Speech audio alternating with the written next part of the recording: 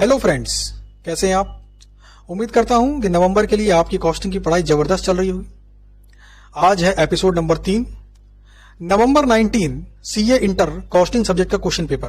Question number 3 को हम आज डिटेल में डिस्कस करेंगे और आपको यहां पर सीखने को मिलेगा एग्जाम में कितना लिखना है, कैसे लिखना है और एग्जाम में अपने आंसर को कैसे प्रेजेंट करना होता है, क्वेश्चन को कैसे पढ़ना होता है, एग्जाम में कैसे डिसाइड करना होता है कि कौन सा पहले करना है, कौन सा बाद में करना है। कुल मिलाकर हर वो बात आपको इस वीडियो में सीखने को मिलेगी जो एग्जाम में आपको काफी याद आने वाली है और बहुत काम आने वाली है। 2 एपिसोड ऑलरेडी यूट्यूब पे डल चुके हैं। यह एपिसोड नंबर 3। पहले एपिसोड में क्वेश्चन नंबर 1 किया, दूसरे में क्वेश्चन नंबर 2 और आज हम करेंगे क्वेश्चन नंबर 3। तो ये रहा क्वेश्चन नंबर 3A, नवंबर 19 क्वेश्चन पेपर। ये सीए इंटर का है, ये सीए इंटर की चल रही है यूट्यूब सीरीज। आइए, सबसे पहला तरीका मैंने क्या बताया आपको एग्जाम में। सबसे पहले क्या करना है, हमें क्वेश्चन को रिवर्स पढ़ना है, रिवर्स रीडिंग टेक्निक। तो भैया पढ़ते हैं reverse. You are required to work out room rent chargeable per day. हमें निकालना है पर डे रूम रेंट कितना चार्ज करेंगे, both during the season and off season months using the foregoing information. और नीचे लिखा है assume a month to be of 30 days and winter season to be considered as a part of off season। अच्छा, ये बात अगर ये ना लिखी होती तो ये जो लाइन लिखी है ना एज्यूम वाली, अगर ये लाइन क्वेश्चन से हटा दूं तो क्वेश्चन के आंसर पे क्या फर्क पड़ जाएगा? नहीं। क्यों भाई? अगर ये क्वेश्चन हमें बताता नहीं कि महीने में कितने दिन मानने हैं, तब भी हम कितने मानते हैं? 30 दिन मानते हैं। और इस क्वेश्चन को पढ़ने के बाद आपको समझ में आ जाएगा कि अगर हमें ये भी ना बताता कि विंटर सीजन ऑफ सीजन है, तब भी हम विंटर सीजन को ऑफ सीजन ही मानते। तो यहां से हमें ये बात पता लगी कि क्वेश्चन के अंदर कुछ लाइंस कई बार एक्स्ट्रा दी गई होती हैं। कभी कभी ये लाइंस कंफ्यूज कर देती हैं और कभी कभी ये लाइंस क्लैरिटी दे देती हैं, चीज को और क्लियर कर देती हैं।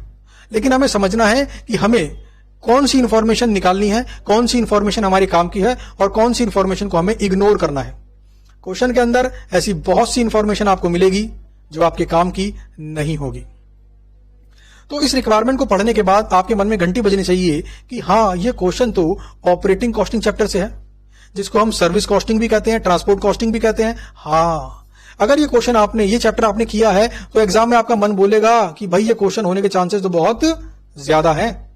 तो आपको यहां से क्या आने वाला है? एक कॉन्फिडेंस। और कितने नंबर का है जी? 10 नंबर का है। 10 नंबर का है तो मतलब है कि आपको आईसीआई ने इस क्वेश्चन को सॉल्व करने के लिए 18 मिनट दिए हैं, क्योंकि 180 मिनट मिलते हैं 100 नंबर के लिए, तो 10 नंबर के लिए 18 मिनट। अच्छा, आपको 15 से 20 मिनट का एक टाइम फ्रेम लेकर इस क्वेश्चन को सॉल्व करना चाहिए, जिसमें से आपको 3 से 4 मिनट इस क्वेश्चन को रीड करने पे लगाने हैं। और इस क्वेश्चन को रीड करते हुए सिर्फ रीड नहीं करना है, हर इंफॉर्मेशन को मन में प्रोसेस करते हुए चलना है, मन में सोचते हुए चलना है कि सॉल्यूशन में इस इंफॉर्मेशन का क्या इस्तेमाल है। तो ये 3 से 4 मिनट जो आप लगाओगे, आपके आंसर को 10 से 12 मिनट में सॉल्व करने में आपकी हेल्प करेगा। अक्सर स्टूडेंट क्या गलती करता है, क्वेश्चन को ऊपर से नीचे पढ़ता है, जबकि पढ़ना कैसे है? नीचे से ऊपर, रिवर्स रीडिंग टेक्निक। और जब क्वेश्चन की रिक्वायरमेंट को पढ़ लिया तो रिक्वायरमेंट को पढ़ लेने के बाद रिक्वायरमेंट को निकालने के लिए क्या क्या इंफॉर्मेशन चाहिए, मन में सोचो। जैसे मैं सोच के दिखाता हूं आपको एज ए स्टूडेंट, क्या निकालना है भाई? Room rent chargeable per day. इसका मतलब है इस क्वेश्चन के अंदर हमें कॉस्ट दी होगी, हमें प्रॉफिट को ऐड करना होगा और डिवाइड बाय करना होगा total number of room days. ऐसा कुछ होगा इसके अंदर। हाँ, जरूरी नहीं कि ऐसा ही कुछ हो, लेकिन शुरू में ऐसा लगेगा तो मन में एक कॉन्सेप्ट की क्लैरिटी बनाते चलेंगे। अब पढ़ते हैं क्वेश्चन को, आराम आराम से पढ़ेंगे, कोई दिक्कत, कोई जल्दबाजी नहीं है हमारे को। A hotel is being run in a hill station with 200 single rooms. ये कहां पर है? हिल स्टेशन पर है। हिल स्टेशन पर कब जाते हैं आप? नॉर्मली गर्मियों में। भाई, जब दिल्ली में गर्मी पड़ रही है तभी तो हिल स्टेशन जाने का फायदा है। इसका मतलब है ये वाला सीजन उसके लिए क्या है? Peak season. जब दिल्ली में सर्दी पड़ रही होगी तो क्या आप हिल स्टेशन जाएंगे? Answer is no. इसका मतलब क्या है? विंटर सीजन में आप वहां पर नहीं जाने वाले। अगर आप वहां पर नहीं जाने वाले तो इस बिजनेस के लिए विंटर सीजन क्या है? Off season. यही बात तो यहां पर कही गई थी। अगर यह बात यहां पर नहीं कही गई होती तब भी आंसर पर कोई फर्क नहीं पड़ता। आगे बढ़ते हैं। The hotel offers concessional rates during 6 off seasons month in a year. देखो यहां पर क्वेश्चन ने दो बातें बताई कि पूरे साल में 6 महीने होता है ऑफ सीजन, यानी कि 6 महीने होता है पीक सीजन। यानी अगर मैं पूरे 12 महीनों की बात करूं तो भाई साहब 12 महीनों में से 6 महीने तो रहेगा पीक सीजन और 6 महीने रहेगा आपका off season. During this period half of full room rent is charged. ध्यान देना जरा, यहां पर ये बात कर रहा है ऑफ सीजन की, यानी यहां पर अगर एक दिन के x रुपीज लेते हैं तो यहां पर एक दिन के x/2 लेंगे, आधे, हाफ। अच्छा ये मैंने x क्यों माना भाई, यही तो निकालना है, क्वेश्चन ने यही निकालने के लिए तो बोला है, room rent chargeable per day. Management profit margin is targeted eight 20% of the room rent. Management क्या चाहता है कि जितना भी पैसा ये कस्टमर से कलेक्ट करे, जितना भी रेवेन्यू इसको हो, उसका 20% प्रॉफिट के बराबर हो। यानी सेलिंग प्राइस का 20%, तो कॉस्ट का कितना, 25%। हालांकि अगर ये ना मालूम हो तब भी इसको सॉल्व कर सकते हैं आप, वो बताऊंगा अभी आगे कैसे। The following are the cost estimate and other details for the year ending 31 March 2019। कुल मिलाकर ऊपर हमें दे दिया प्रॉफिट, कितना कमाना चाहते हैं, 20% ऑन सेलिंग प्राइस, और नीचे क्या दे रहे हैं, ये कॉस्ट। तो हमें सॉल्यूशन में करना क्या होगा, सारी कॉस्ट लिखनी होगी, प्रॉफिट को ऐड करना होगा, टोटल रेवेन्यू आ जाएगा, टोटल रेवेन्यू ऐड क्या करना होगा, टोटल रूम डेज, है ना, और क्या निकल आएगा आपका, room per day rent. Occupancy during the season is 80% and while in the off season is 40%। क्या मतलब, इसके यहां पर 200 कमरे हैं, जब पीक सीजन होता है ना 80% रूम ऑक्यूपाइड रहते हैं, मतलब 200 का 80%, 160 रूम फुल रहते हैं, कस्टमर आता है। लेकिन ऑफ सीजन में सिर्फ 40%, तो 200 का 40%, मतलब सिर्फ 80 रूम ही ऑक्यूपाइड रहते हैं, बाकी 120 रूम खाली पड़े रहते हैं। Total investment in the hotel is ₹300 lakhs, of which 80% relates to building and balance बोले तो 20% to furniture and other equipment. कुल मिलाकर बात यह है 300 लाख रुपए का यहां पर इन्वेस्टमेंट कर रखा है इन्होंने, 300 लाख बोले तो 3 करोड़, तो 3 करोड़ का 80% तो बिल्डिंग में खर्चा कर रखा है। इसका मतलब है कि इनकी जो बिल्डिंग है ना उसमें इनका इन्वेस्टमेंट है 2 करोड़ 40 लाख रुपए का, यानी होटल की उस बिल्डिंग को बनाने में इनको 2 करोड़ 40 लाख रुपए लगे हैं। अच्छा ये इंफॉर्मेशन यहां पे क्यों दी गई है, इसके बेस पे क्या लगेगा, डेप्रिसिएशन। बात समझ में आ रही है। अच्छा 3 करोड़ का 20% यानी कि 60 लाख रुपए क्या है, 3 करोड़ का 20% 60 लाख रुपए क्या है, फर्नीचर एंड अदर इक्विपमेंट।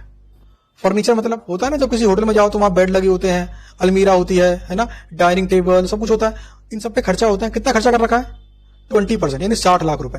इसका क्या फायदा होगा, 60 लाख पे क्या लगेगा, डेप्रिसिएशन।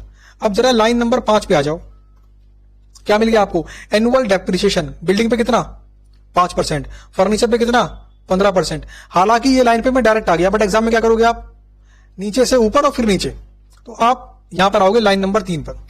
लाइन नंबर 3 बोलती है रूम अटेंडेंट्स आर पेड ₹15 पर room per day on the basis of occupancy of the rooms in a month. जितने रूम्स ऑक्यूपाइड होंगे उसके बेस पर अटेंडेंट को पेमेंट मिलती है। अगर कोई रूम खाली पड़ा है तो उसके लिए अटेंडेंट को पेमेंट नहीं मिलेगी। अटेंडेंट कौन, वही जो कभी फोन करने पे पानी लेके आता है, वही जो कभी फोन करने पे कंबल लेके आता है, वही जो कभी फोन करने पे कोई आइटम लेके आता है खाने वाने का, कि भाई खाने का फलाना आइटम चाहिए हमारे को लाके दो। तो उनका पेमेंट कैसे होता है, पर रूम पर डे 15 रुपए। यानी एक रूम अगर एक दिन ऑक्यूपाई रहा तो उस रूम को अटेंड करने वाले को 15 रुपए मिलेंगे। अगर कोई रूम ऑक्यूपाइड नहीं रहा तो क्या मिलेगा, कुछ भी नहीं मिलेगा। तो इससे क्या निकालने वाले हैं हम, रूम अटेंडेंट को दिया जाने वाला वेजेस खर्चे के रूप में आएगा। आगे बढ़ते हैं, आपको दे रखे हैं एक्सपेंसेस। स्टाफ सैलरी कितनी, 8 लाख रुपए। आपके मन में डाउट आ सकता है, सर अभी बात करिए आपने रूम अटेंडेंट की और यहां पे फिर लिखा है सैलरी, तो देखो जरा ब्रैकेट में क्या लिखा हुआ है, excluding that of room rent. यानी रूम अटेंडेंट के अलावा जो स्टाफ है उनकी सैलरी है ये। रिसेप्शन पे कोई ना कोई बैठा होगा ना, गार्ड होगा, बाकी और भी लोग होंगे जैसे मैनेज करते होंगे, उनकी सैलरी कितनी है, 8 लाख रुपए। ये सैलरी मंथली है क्या या ईयरली, ऊपर जरा पढ़ते हैं क्या लिखा है, following are the cost estimates and other details for the year. क्या समझे, पूरे साल की सैलरी है ये। रिपेयर्स टू बिल्डिंग 3 लाख का खर्चा, लॉन्ड्री चार्जेस 140 का खर्चा, इंटीरियर चार्जेस 2.5 लाख का खर्चा, मिसलेनियस एक्सपेंसेस 2,200,000 रुपए का खर्चा। इन सारे खर्चों क्या करना है, सिंपली ऐड कर देना है। अच्छा जी, 5 लाइन तो हम ऑलरेडी पढ़ चुके हैं एनुअल डेप्रिसिएशन वाली। अब पढ़ते हैं line number 6। Monthly lighting charges are ₹110।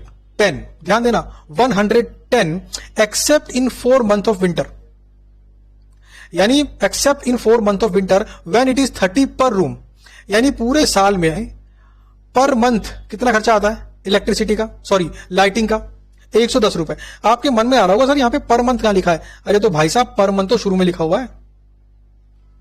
Monthly lighting charges are ₹110 and this cost is on the basis of full occupancy for a month. पूरे महीने में फुल ऑक्यूपेंसी मानते हुए ही खर्चा माना जाएगा। इसको अभी आगे मैं और समझाऊंगा आपको। अच्छा, यहां पे एक बात समझाना चाहता हूं आपको। पहले ये कहता है विंटर में लगता है 30 रुपए पर रूम पर मंथ। ध्यान देना, 30 रुपए पर रूम पर मंथ। अच्छा, विंटर सीजन कहां पे आएगा? तो विंटर तो भैया ऑफ में ही आएगा ना। ध्यान देना जरा, ऑफ में तो आएगा विंटर सीजन।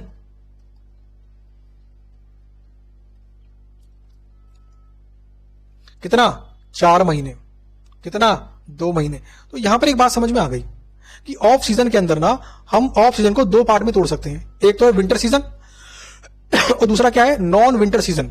भाई साहब, क्या नॉन विंटर सीजन आपका पीक टाइम है? Answer is no. ध्यान देना, आखिरी में दी गई ये लाइन आपको हल्का सा कंफ्यूज कर सकती है अगर आप ढंग से नहीं समझे बात को। तो यहां पर विंटर नॉन विंटर में तोड़ने का रीजन है लाइटिंग चार्जेस, क्योंकि लाइटिंग चार्जेस में क्या बोला कि विंटर में कितना खर्चा आता है? 30 रुपए पर रूम पर मंथ। मंथ कहां से आया भाई साहब? मंथ तो शुरू में दिया हुआ है। अच्छा, नॉन विंटर में कितना? 110 पर रूम पर मंथ। तो यहां पे हमें क्या निकालना है? Lighting charges. कहां पे ऐड करना है? कॉस्ट में ऐड करना है। कुल मिलाकर क्वेश्चन हो गया यहां पर खत्म। अब मनी मन में सोचते हैं क्या करना होगा। देखो, सारे खर्चों को ऐड करना होगा, डेप्रिसिएशन ऐड करना होगा और लाइटिंग चार्जेस ऐड करने होंगे। रूम अटेंडेंट की सैलरी या वेरियस कह लीजिए ऐड करनी होगी, डेप्रिसिएशन ऐड करना होगा। क्या आ जाएगा? Total cost. इसमें फिर ऐड करना होगा प्रॉफिट। क्या आ जाएगा? Total revenue. अच्छा, टोटल रेवेन्यू को मैं डिवाइड कर दूंगा टोटल रूम डेज। क्या आ जाएगा? रेंट पर रूम पर डे। और निकालना क्या है? यही तो निकालना है। बात खत्म। तो पूरे का पूरा आंसर दिमाग में आ गया। अब चलते हैं इसके आंसर की तरफ। देखो, सबसे पहले सारे खर्चे सिंपली लिख दिए यहां पर, जो 5 खर्चे आपको दिए गए थे। उसके बाद बात करते हैं डेप्रिसिएशन की। तो 300 लाख का 80%, उसका 5% दिया हुआ था, 12 लाख रुपए आ गया। बात करते हैं डेप्रिसिएशन ऑफ फर्नीचर। 300 लाख का 20%, उसका 15%, 9 लाख। ये क्वेश्चन में दिया है 15% और 5%। यहां तक कोई दिक्कत नहीं है। बस 2 खर्चे हैं जिनके बारे में आपको डिटेल में बताऊंगा। एक है रूम अटेंडेंट वेजेस और एक है आपका लाइटिंग चार्जेस। तो चलिए पहले बात करते हैं रूम अटेंडेंट की। रूम अटेंडेंट के अंदर क्या बोला गया आपको? ₹15 पर room per day on the basis of occupancy of rooms in a month, यानी कि जितने रूम्स ऑक्यूपाइड हो गए एक महीने के अंदर, उसके बेस पर। तो इसलिए हमें निकालना पड़ेगा ऑक्यूपाइड रूम्स कितने हैं। तो देखिए, आपको 2 बातें दी गई हैं, एक सीजन और एक ऑफ सीजन। एक सीजन और एक ऑफ सीजन। सीजन में कितनी ऑक्यूपेंसी है? 80% और ऑफ सीजन में 40%। रूम्स कितने हैं? 200। तो 200 रूम 80% ऑक्यूपाइड रहते हैं। 80% ऑक्यूपाइड रहते हैं। 6 महीने के लिए होता है आपका पीक सीजन और 1 महीने में 30 दिन। तो 200 गुना 80% गुना 30 दिन गुना 6 महीने, कितना आ गया? 28,800 रूम डेज। इतने ऑक्यूपाई रहते हैं रूम डेज। फिर बात करते हैं 40% की। तो 200 रूम 40% ऑक्यूपेंसी रेट है, महीने में 30 दिन और ऑफ सीजन 6 महीने का। तो 200 गुना 40% गुना 6 गुना 30 दिन, कितना आ गया? 14,400। दोनों को ऐड कर दो, 28,800 और 14,400। तो पूरे साल में 43,200 रूम डेज क्या रहा? रूम्स ऑक्यूपाइड रहे। 43,200 रूम डेज। तो सिंपली करना क्या है? 43,200 को 15 से मल्टीप्लाई कर देना। क्या आ गया आपका? Room attendant wages. अब बात करते हैं लाइटिंग चार्जेस की। ये रहा आपका लाइटिंग चार्जेस वाला वर्किंग नोट। अच्छा जी, लाइटिंग चार्जेस मैंने आपको बताया था, सीजन को मैंने 2 में तोड़ा, पूरे साल को मैंने 2 में तोड़ा, सीजन, पीक सीजन और ऑफ सीजन। ऑफ को फिर मैंने 2 पार्ट में तोड़ा, विंटर और नॉन विंटर। तो ये रहा आपका सीजन, इसे हटाओ, ये रहा आपका सीजन, ये रहा आपका ऑफ सीजन। ऑफ सीजन दो पार्ट में, विंटर और नॉन विंटर। सीजन में कितना ऑक्यूपाई रहता है? 80%। तो 200 गुना 80%, और पूरे कितने महीने का होता है? 6 महीने का होता है। अच्छा, गुना 110 पर मंथ। आपके मन में सवाल आना चाहिए कि यहां पर डेज से मल्टीप्लाई क्यों नहीं किया, यहां पर डेज से मल्टीप्लाई क्यों नहीं किया? क्योंकि यहां पर जो आपका लाइटिंग चार्जेस है ना, वो आपका पर रूम पर मंथ है, पर रूम पर मंथ। तो 200 गुना 80% गुना 6 गुना 110 कितना आ गया? 1,05,600 रुपए। फिर बात करते हैं ऑफ सीजन की। ऑफ सीजन में विंटर कितने का है? तो विंटर आपका है 4 महीने का। तो 200 गुना 40%, 40 क्यों? क्योंकि ऑफ सीजन है। 200 गुना 40% गुना 4 गुना 30, 30 क्यों? क्योंकि विंटर में कितना है? 30 रुपए पर मंथ पर रूम। कितना आ गया? 9,600। फिर बात करते हैं ऑफ सीजन, और इसे भी काटो 2 महीने। तो 200 गुना 40% गुना 2 गुना 110 कितना आ गया? 17,600। तीनों को ऐड कर दो, कितना आ गया? 1,32,800। ये क्या आपका लाइटिंग चार्जेस, 1,32,800। सारे खर्चों को ऐड कर दो, ये आएगा आपका 45,41,000। आपकी कॉस्ट आ गई। अब मुझे निकालना है रेवेन्यू। क्वेश्चन में क्या बोला था? 20% ऑन सेलिंग प्राइस। तो देखो, ये तो हम जानते हैं कि भाई कहीं पर भी कॉस्ट प्लस प्रॉफिट बराबर क्या होता है? रेवेन्यू कह लो या सेल प्राइस कह लो, एक ही बात है। कॉस्ट कितनी है? 45,41,000। अच्छा, अगर रेवेन्यू को मैं एक्स मान लूं तो ये कितना होगा? एक्स का 20%। क्वेश्चन ने क्या बोला? 20% ऑन रूम रेंट। तो क्या इसको सॉल्व करके आप एक्स की वैल्यू निकाल सकते हो? ये वैल्यू कितनी आएगी? 57,13,750। तो बात समझो, इसको निकालने का ये तरीका भी पॉसिबल है। तो कितना आ गया? 57,13,750 रुपए। तो देखो, यहां तक हमने क्या निकाल लिया? Total revenue. अब हमें क्या निकालना है? टोटल रूम डेज, और क्या आ जाएगा? Room rent per day. तो यहां तक बात समझ में आ गई आपको? अब मैं आपको एक बार बीच में बता देता हूं। देखो, यह है आपका आईसीआई का आंसर, और आपके इस आईसीआई वाले आंसर के अंदर ये पैराग्राफ दिया है बहुत बड़ा सा। ये पैराग्राफ क्या आपको एग्जाम में लिखना है? नहीं, आपको नहीं लिखना अगर आप इस एग्जाम में बैठे थे तो। और अगर यही क्वेश्चन दोबारा रिपीट होकर आता है किसी और एग्जाम के अंदर, तब भी नहीं लिखना। क्यों? क्योंकि आपको एक्सप्लेन करने की रिक्वायरमेंट नहीं है। ये चीज आप कैलकुलेट करके दिखा चुके हैं यहां पर इस टेबल के अंदर। यहां पर ये क्यों लिखा गया है? क्योंकि आईसीआई आपको आंसर इलेबोरेट करना चाहता है। तो एग्जाम में इस नोट को लिखकर बताने की रिक्वायरमेंट नहीं है। क्वेश्चन ने बोला कैलकुलेट, हमने कैलकुलेट कर दिया है। तो यह तरीका जिससे आपका टाइम बचेगा, एनर्जी बचेगी और नंबर ज्यादा आएंगे। अच्छा, बात कर लेते हैं रूम डेज की। ध्यान देना जरा, ये वाला कॉलम देख लीजिए। 28,800 आपके रूम डेज थे और 14,400 आपके रूम डेज थे। जरा ध्यान देना, क्वेश्चन ने क्या बोला था कि जितना रेंट सीजन में चार्ज करते हैं उसका 50% ऑफ सीजन में चार्ज करते हैं। तो यहां पे दो तरीके हैं। एक तो इसको इक्विवेलेंट फुल रेंट में कन्वर्ट कर दो, यानी कि इसको मैं अगर कहता हूं 100%, तो इसे कितना कहना पड़ेगा मुझे? 50%। अगर मैं ये तरीका अपनाता हूं तो मेरा क्या आ गया? 36,000 फुल रूम डेज। और अगर मैं इस 36,000 से डिवाइड कर दूं तेरे 57,13,750 को, तो आ गया मेरा रूम रेंट पर डे, जो कि मेरे को निकालना था। बात खत्म हो गई। एक और तरीका इसको निकालने का, दूसरा तरीका क्या है कि 28,800 गुना करूं एक्स, क्योंकि मैंने इसे एक्स मान लिया, इसका रेंट मैंने मान लिया एक्स रुपीज पर डे पर रूम, और 14,400 गुना एक्स बटा 2। ये क्या आ गया आपका? Total revenue. क्यों? मैंने रूम रेंट से मल्टीप्लाई कर दिया। अच्छा, टोटल रेवेन्यू मैंने और निकाला था, एक और कितना था? 57,13,750। तो यहां पे लिख दिया मैंने 57,13,750। इसको सॉल्व करके निकाल लो एक्स की वैल्यू, वो भी आपका आंसर निकाल देगी। तो इस आंसर को निकालने के दो तरीके हैं, आप जिस मर्जी से निकाल सकते हैं, जिस मर्जी में आप कंफर्टेबल हो उससे निकाल सकते हैं। तो क्वेश्चन नंबर 3 का आंसर यहां पर डिटेल में डिस्कस हो चुका है। 3A का, अभी 3B बाकी है। कैसा लगा आपको?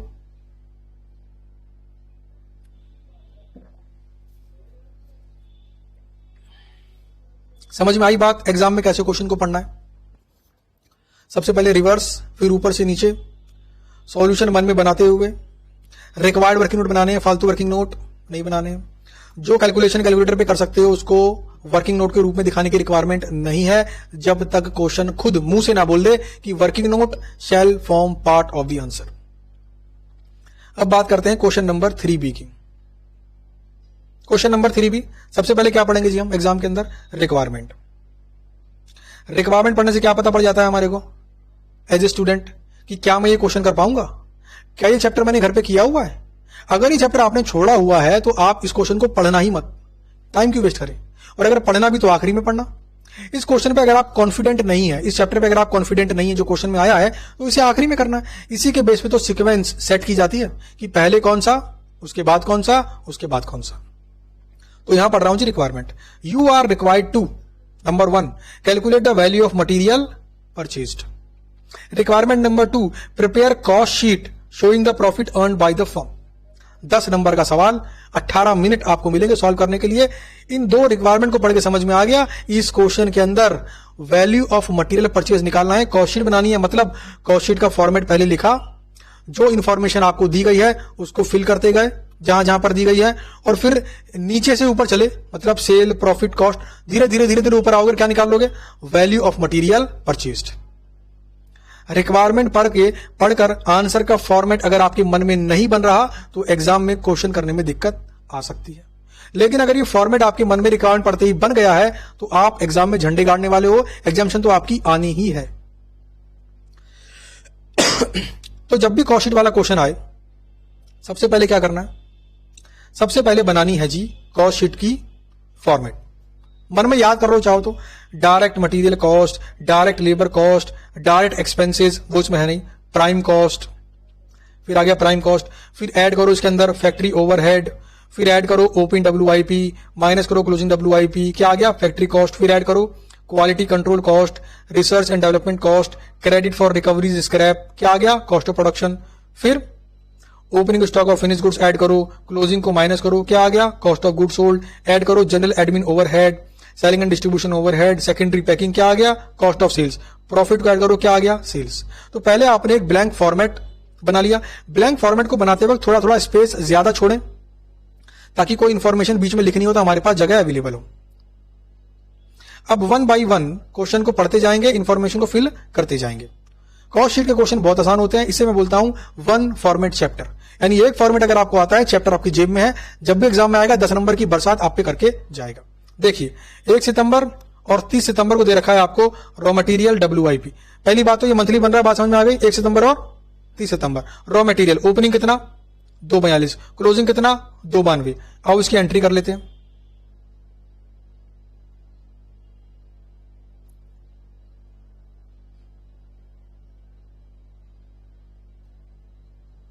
कहां चला गया? ये रहा 242, 292। अगली इंफॉर्मेशन क्या है? अगली इंफॉर्मेशन है WIP 2 लाख 5 लाख, इसकी भी एंट्री कर लेते हैं। ओपनिंग WIP 2 लाख 5 लाख, कर दिया entry.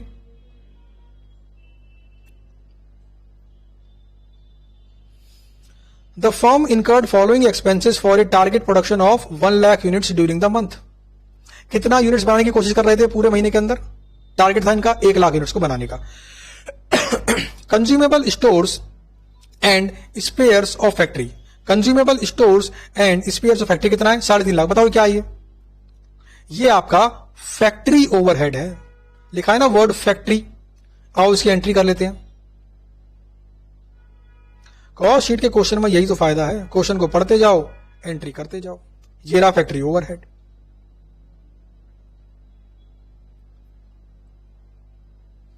Research and development cost for process improvement, ये क्या है आपकी? R&D कॉस्ट 2.5 लाख रुपए। आओ इसकी भी एंट्री कर लेते हैं। उसके बाद है क्वालिटी कंट्रोल कॉस्ट 2 लाख रुपए, इसकी भी एंट्री कर लेते हैं।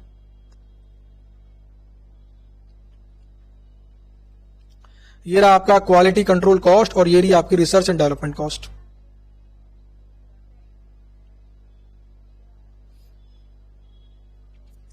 Packing cost secondary per unit of goods sold, ध्यान देना जरा। यहां पे जो कॉस्ट दे रखी है ना आपको, कितनी यूनिट बेची उसके हिसाब से दे रखी है। यानी कि इस कॉस्ट को कॉस्ट शीट में फीड करने के लिए अपने को क्या चाहिए? कितनी यूनिट्स बेची गई हैं। तो एक बार चेक करो, नीचे दे रखा है आपको फिनिश गुड्स क्लोजिंग स्टॉक कितना है? 5000 है ना। और नीचे देखो डिफेक्टिव आउटपुट कितना है? 4% ऑफ टारगेट प्रोडक्शन। यानी कि 1 लाख यूनिट्स बनाने की टारगेट करी, 4% तो क्या निकल गया, डिफेक्टिव, तो माइनस कर दिया 4%, कितना आया 91,000, यानी 91,000 यूनिट्स आपकी, सॉरी 96,000 यूनिट्स आपकी ठीक बनी थी। 1 लाख माइनस 4% कितना, 96,000। 96,000 में से 5,000 अभी आपका अनबिका है, क्योंकि क्लोजिंग स्टॉक के रूप में रखा है, तो बेचा कितना, 91,000 यूनिट्स। तो 91,000 यूनिट्स मल्टीप्लाइड बाई 2 क्या होगा आपका, सेकेंडरी पैकिंग कॉस्ट। आओ उसकी एंट्री कर लेते हैं, 91 गुना 2,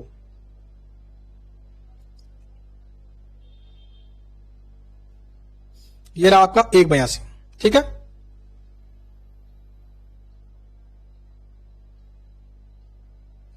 थोड़ा सा वक्त लगेगा मगर मजा आएगा। उसके बाद है आपका lease rent of production asset. ये कहां पर आएगा भाई साहब, ध्यान दो जरा, प्रोडक्शन एसेट, प्रोडक्शन कहां में होता है, फैक्ट्री में होता है जी। तो ये कहां पर आएगा आपका, ये फैक्ट्री ओवरहेड के अंदर आए, कितना, 2 लाख रुपए। तो आओ इसकी एंट्री कर लेते हैं।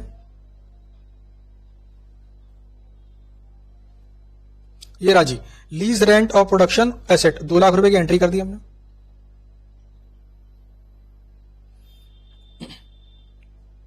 फिर उसके बाद है एडमिन एक्सपेंसेस, ब्रैकेट में क्या लिखा हुआ है, general 224, selling and distribution expense 413। Simply entry करनी है, कुछ नहीं करना।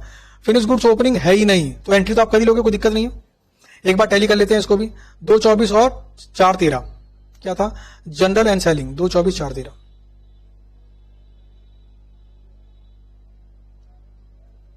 दो 24 और 413, ठीक है।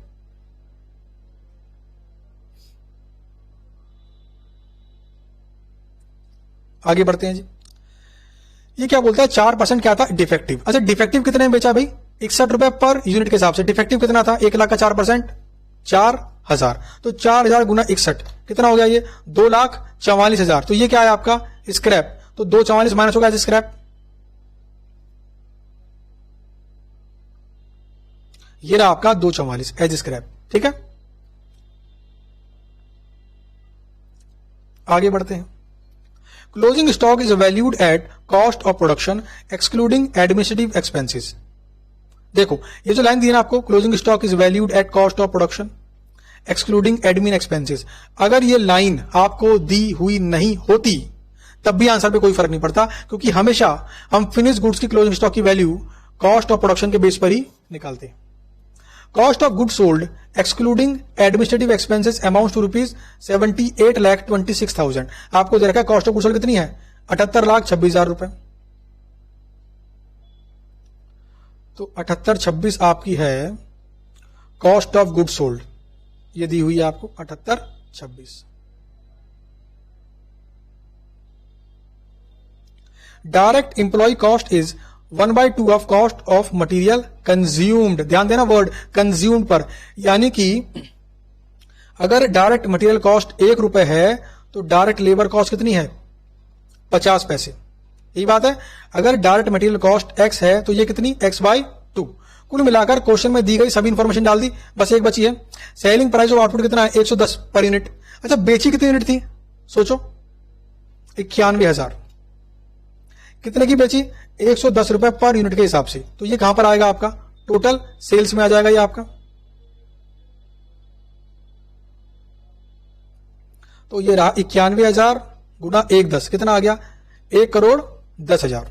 अच्छा देखो जरा ध्यान से देखना, आपको कॉस्ट ऑफ गुड्स सोल्ड दे रखी है, इसमें ऐड करो 224, ऐड करो 182, ऐड करो 413, ये कितना आ गया, 46,45,000।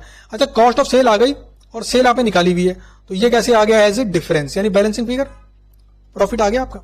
अब हम चलेंगे रिवर्स, उल्टा, क्योंकि हमें क्या निकालना है, वैल्यू ऑफ मटेरियल परचेज्ड।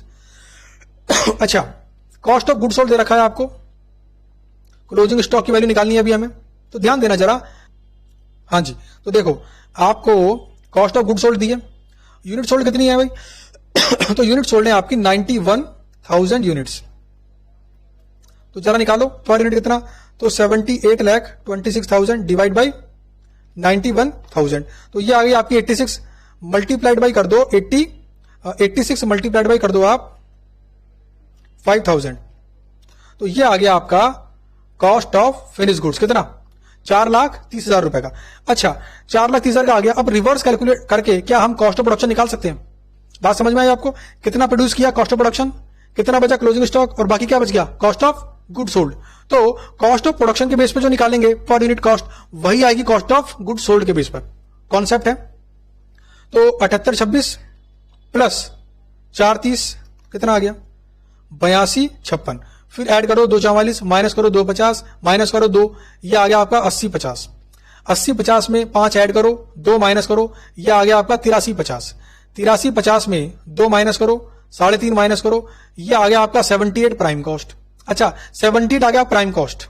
ध्यान देना जरा, क्वेश्चन में क्या कहा गया था कि डायरेक्ट मटेरियल कॉस्ट और डायरेक्ट लेबर कॉस्ट में रिलेशन है। अच्छा दोनों को ऐड करने पे क्या आता है प्राइम कॉस्ट, कितना दिया हुआ है आपको 78 लाख। क्वेश्चन में क्या बोला कि अगर डायरेक्ट मटेरियल एक्स है तो ये कितना है x/2। तो इस इक्वेशन की बेस पर क्या आप x निकाल सकते हो। तो जब सॉल्व करोगे क्या आ गया आपका x आ गया आपका 52 लाख रुपए। तो ये आ गया आपका 52 लाख रुपए, इसका आधा आ गया आपका लेबर कॉस्ट। अच्छा 52 लाख में 2 92 ऐड करो और 2 42 माइनस करो, तो ये आ गई आपकी वैल्यू ऑफ मटेरियल परचेज्ड। तो लो भैया पूरे का पूरा क्वेश्चन यहां पर हो गया है जी सॉल्व। बात समझ में आई आपको। अब खास बात जो मैं आपको यहां पे समझाना चाहता हूं, देखो जरा, देखो वर्किंग नोट नंबर 1 बनाने की रिक्वायरमेंट है एग्जाम के अंदर नहीं। क्यों भाई, ये कैलकुलेशन तो हमने कैलसी कर ली। वर्किंग नोट नंबर 2 बनाने की रिक्वायरमेंट है।